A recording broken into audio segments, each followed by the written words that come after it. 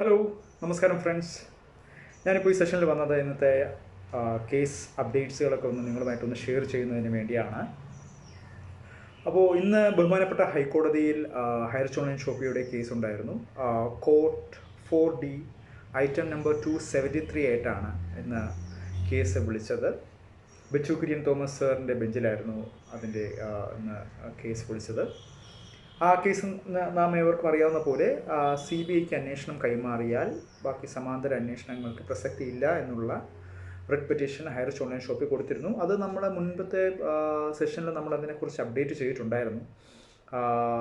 ബഹുമാനപ്പെട്ട central bureau of investigation CBIക്ക് ഇപ്പോൾ ഈ കേസ് അവരുടെ പ്രഥമ ദൃഷ്ടിയിൽ പ്രൈമറി സ്റ്റഡിയിൽ ഇത് ബഡ്സ് ആക്ടിൻ്റെ പരിധിയിൽ വരുന്നതല്ല. അതുകൊണ്ട് അവർക്കിപ്പോൾ ആ കേസ് ഹയർ ചോൺ ആൻഡ് ഷോപ്പിയുടെ കേസിൻ്റെ ഇൻവെസ്റ്റിഗേഷൻ എടുക്കാൻ താല്പര്യമില്ല എന്നുള്ള കാര്യം നേരത്തെ ബഹുമാനപ്പെട്ട ഹൈക്കോടതിയെ CBI അറിയിച്ചായിരുന്നു.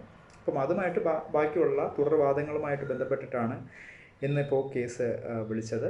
അപ്പോൾ ഇന്ന് എനിക്കിപ്പോൾ നിങ്ങളോട് ഷെയർ ചെയ്യാനുള്ള അപ്ഡേറ്റ് എന്ന് പറഞ്ഞാൽ ഇനിയിപ്പോൾ ഫർദർ ഹിയറിങ്സിന് വേണ്ടി ഈ CBIക്ക് കേസ് കൈമാറിയാൽ ബാക്കി സമാന്തര അന്വേഷണങ്ങൾക്ക് പ്രസക്തിയില്ല എന്നുള്ള ഹയർ ചോൺ ആൻഡ് ഷോപ്പിയുടെ റിപ്പറ്റേഷനുമായിട്ട് ബന്ധപ്പെട്ടിട്ടുള്ള ബാക്കി വാദങ്ങൾക്ക് ഇപ്പോൾ കേസ് പോസ്റ്റ് ചെയ്തിരിക്കുന്നത് 6 സെപ്റ്റംബറിലേക്കാണ്. സെപ്റ്റംബർ 6-ാം തീയതിയിലേക്ക് ഇപ്പോൾ അത് മാറ്റിയിരിക്കുകയാണ്. അപ്പോൾ നാം ഏവർക്കും അറിയാവുന്ന പോലെ ഇപ്പോൾ മെനിങ്ങാന്ന് ഹയർ ചോൺ ആൻഡ് ഷോപ്പിയുടെ മാനേജിംഗ് ഡയറക്ടർ ശ്രീ KD പ്രതാപൻ്റെ ജാമ്യാപേക്ഷയുമായിട്ടുള്ള കേസ് PMLA കോടതിയിലുണ്ടായിരുന്നു.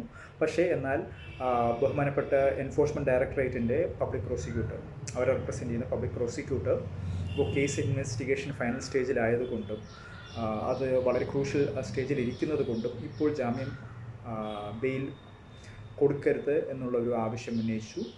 അപ്പോൾ അതുമായിട്ട് ബന്ധപ്പെട്ട് ബഹുമാനപ്പെട്ട PMLA കോടതി അത് ശരിവെക്കുകയും അതുമായിട്ട് ബന്ധപ്പെട്ടിട്ട് ഇനി ബാക്കിയുള്ള കാര്യങ്ങൾ, അപ്പം എന്തുകൊണ്ടാണ് നിങ്ങൾ ആ റീസൺ അത് പറയുന്നത്, അതുമായിട്ടുള്ള ബാക്കിയുള്ള വാദങ്ങൾ സെപ്റ്റംബർ 2-ാം തീയതിയിലേക്ക് ബെയിൽ ആപ്ലിക്കേഷൻ ഇനിയിപ്പോൾ ബഹുമാനപ്പെട്ട PMLA കോടതിയിൽ സെപ്റ്റംബർ 2-ാം തീയതിയിലേക്കാണ് ഇനിയിപ്പോൾ പോസ്റ്റ് ചെയ്തിരിക്കുന്നത്. അപ്പോൾ ആ ഒരു കേസ് അപ്ഡേറ്റും കൂടി നിങ്ങളുമായിട്ടൊന്ന് ഷെയർ ചെയ്യണം.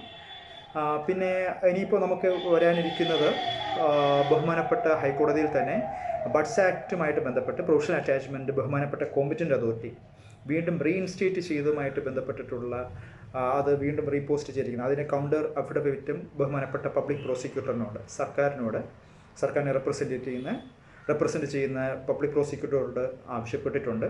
അത് 23 ഓഗസ്റ്റിന് മുമ്പായിട്ട് തന്നെ കൗണ്ടർ അഫിഡവിറ്റ് ബഹുമാനപ്പെട്ട ഹൈക്കോടതിയിൽ സമർപ്പിക്കുകയും അതുമായിട്ടുള്ള തുടർവാദം ഓഗസ്റ്റ് 23-ാം തീയതി വരാനിരിക്കുകയാണ്. അതിന് അടുത്ത വെള്ളിയാഴ്ച ഇരിക്കുകയാണ്. അപ്പോൾ അത് ജസ്റ്റിസ് VG അരുൺ സാറിൻ്റെ ബെഞ്ചിലാണ്. അത് ഞാൻ മുൻപത്തെ സെഷനിൽ അപ്ഡേറ്റ് ചെയ്ത പോലെ തന്നെ. അപ്പോൾ ഈ കാര്യങ്ങളൊക്കെ ഒന്ന് അപ്ഡേറ്റ് ചെയ്യുന്നതിന് വേണ്ടിയാണ് ഞാനിപ്പോൾ ഈ സെഷനിൽ വന്നത്. അപ്പോൾ ഈ കാര്യങ്ങളൊക്കെ നിങ്ങൾക്ക് എല്ലാം ക്ലിയർ ആയെന്ന് വിശ്വസിക്കുന്നു. അപ്പോൾ ഹയർ ചില അസോസിയേറ്റ് ചെയ്തിരിക്കുന്ന മെമ്പേഴ്സിനോട് ഇപ്പോൾ എന്തായാലും പല കാര്യങ്ങളിൽ പ്രോഗ്രസ്സുകൾ നടന്നുകൊണ്ടിരിക്കുന്നു എന്നുള്ളതാണ് എൻ്റെ ആസ് യൂഷ്വൽ ഞാൻ പറയുന്ന പോലെ എൻ്റെ ഒരു ഫീലിങ്സ് അങ്ങനെയാണ്.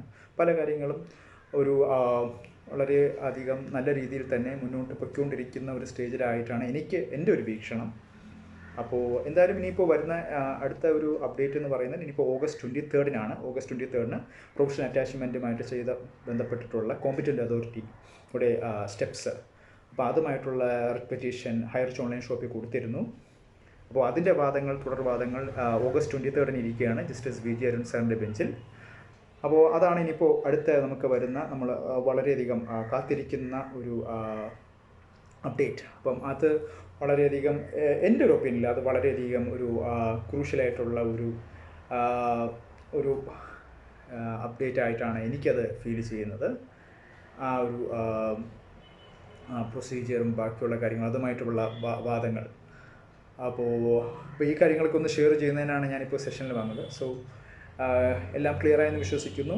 സോ വൺസ് അഗൈൻ എല്ലാ മെമ്പേഴ്സിനോടും have a great day. Thank you very much. Take care.